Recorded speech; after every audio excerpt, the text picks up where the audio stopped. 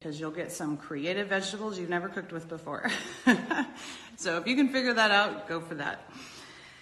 Another tip would be perseverance. I encourage you to just keep trying. If you have failed before in your budgeting, your husband might be pulling his hair out about how it's been going for you, don't quit. Just keep persevering, keep trying, keep finding new ideas, even like being here today. Find other moms, find out what they're doing. Ask older women. You know, there were a lot of women who still lived with a Depression era mindset that really know how to pinch pennies when it comes to food in ways that we probably haven't even thought of. My sixth point is creativity. Learn to revamp your leftovers for the sake of your budget. How can you use this leftover rice? Well, you have all this leftover rice. You can freeze it for a soup, or you can make it into fried rice, and that will save you a lot in the long run. So think of ways to be creative. The old faithful, my next point is comparison shop. Maybe you've never taken the time to do this. There are actually companies out there that you can subscribe to who will help you with comparison shopping. Or you can just look at those ads that come in the mail once a week and just get an idea of which shops are cheaper. Now, cheaper isn't always better. I'm sure a lot of you know that. I personally adore Costco. It is my #1 favorite store in the whole world, and I believe they have great quality. I can almost always trust that their stuff tastes good. They have a lot of organics if that's important to you. They don't have a lot of varieties in each brand. You have like one, chocolate chip kind you can buy, but it is almost always good quality. So you need to comparison shop. Check your overall best deals. If you can only make time to go to one store, just find the one that overall meets your quality and your price. I just want to give an example here. This last weekend, we had 8 extra people at our house. So there were 16 of us, and I wanted to do bagels. Now, you can go to Costco and you can buy bagels there. You think, big group, we need a lot of bagels. And I could buy 2 6-packs of bagels at Costco. It cost me $6, but they are giant.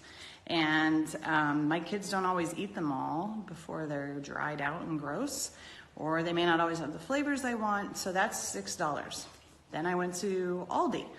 Aldi has bagels. 6 is still the number, but they're a more reasonable size, and they're only $1.99 a pack of 6, so that was $4.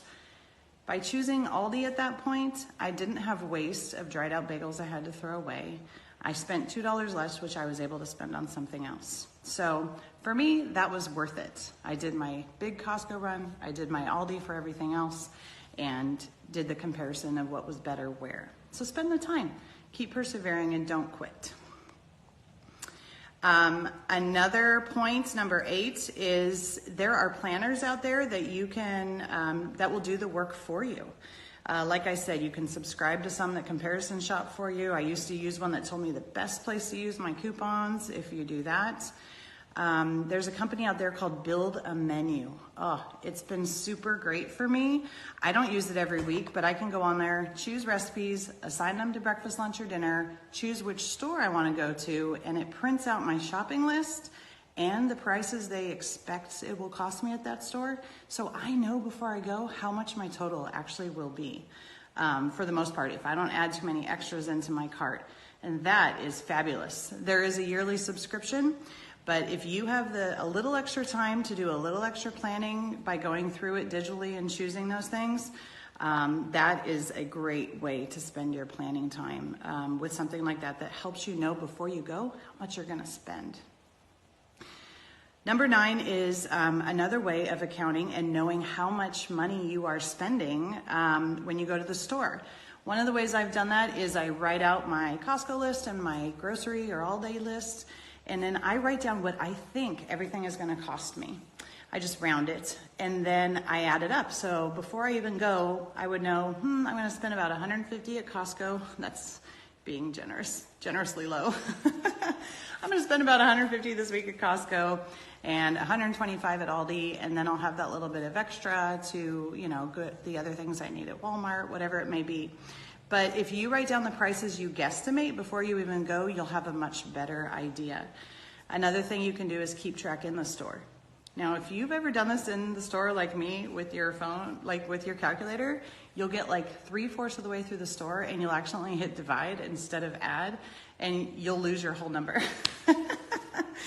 True stories there. So if you want to keep track while you're in the store of how much you're spending, sometimes I've used the notepad on my phone and I've just written down the numbers as I've added a thing to my cart. So in notepad I wrote 8 and then 7, and then that way if I hit the wrong number on the calculator, I'm not going to lose my whole total 3/4 of the way through the store.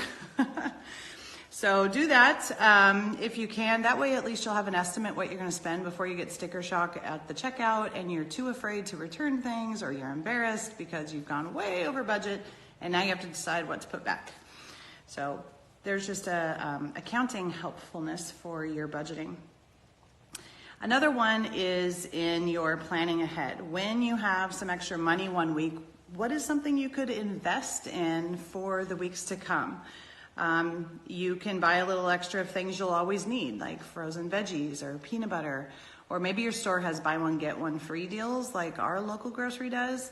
And sometimes I walk in and I'm like, I know we're going to need lots of that, and I didn't know it was on buy one get one free. So by keeping a little bit of padding in your budget, you'll be able to stock up on some of those things, which is another thing you could purpose every week. Set aside $20 every week and you're like, this is for when I see a sale I wasn't expecting. When I see those, pies are on clearance and we're going to have a lot of company and it would just bless you. It's just maybe always keep $20 back for those special stock up deals that you're not expecting when you walk into the store. Another of these extra 15 tips is in training with your kids. There was a period of time when I thought the best way to do everything was to never run out of anything. Jill Rag never runs out of milk, and Jill Rag never runs out of paper plates. We always have these things.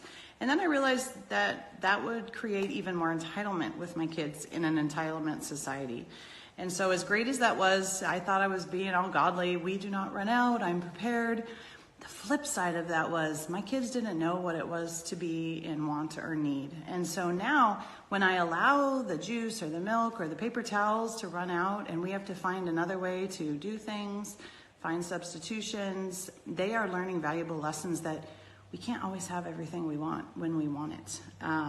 And also that their preferences, they're not always going to get what they want to eat every week at the store. So they're learning thankfulness, and as a family, we can also learn how to substitute things. And I think some of the best recipes families have come up with is when they were missing an ingredient and they changed it to something else that they had on hand, and the creativity helped them out a lot.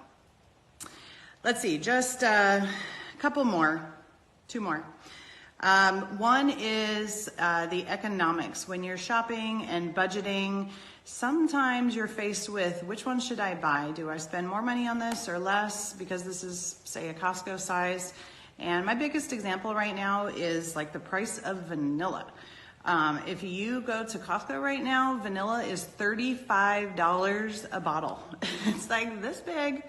And it's $35. And I have been thinking, okay, one of these weeks I'm going to put $35 in and buy that vanilla. But then I was thinking, hello, vanilla is like not a huge necessary ingredient. It makes our cookies taste better. It makes our desserts that we're trying to cut back on. So I realized that even though that might be the best price per ounce at Costco, it's probably better just to buy the smaller one at Aldi for $7 for each week's budget. So you're going to have to evaluate the economics of things like that. Also, I know if your baby can handle a little bit cheaper diapers, then go with that. Go with what you can get by with for the price for your weekly budget. And then finally is timing, like how often you shop. Again, my number one point was stay away from the stores to watch your budget. But it may be that you need to go to big stores like Costco, maybe once a month or once every other week, because if you go every single week, it keeps boosting up your budget and you keep going over. So you might need to go a little bit more infrequently. Try to stagger when you buy the big purchases like paper towels and paper plates. And again, I'm sure that there are a lot of you that have some other great ideas. These were just 15 quick ideas that my sister-in-law and I came up with to share with you today. But just as a recap, if you're just joining us here towards the end, we